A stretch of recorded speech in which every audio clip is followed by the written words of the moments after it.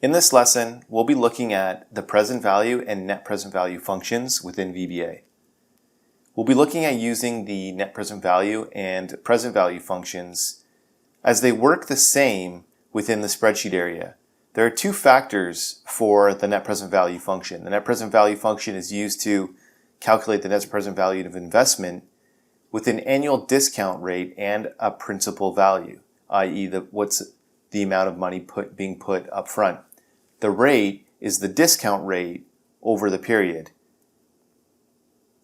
The value array is an array of cash flows with two types of values. There's negative values, which represent payments, and there's positive values, which represents the income that's going to be generated from the investment.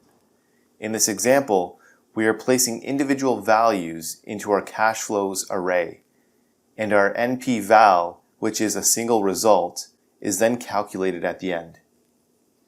The present value function calculates the present value of an investment based on a series of future payments.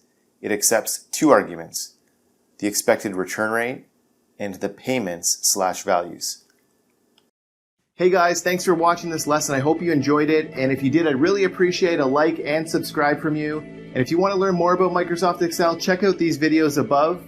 And don't forget to check out our website, commercecurve.com, where we have lots of in-depth finance and accounting courses available with full training workbooks. All of our courses come with complete workbooks of lessons, examples, pre-built financial models, and training video. Hope to see you there.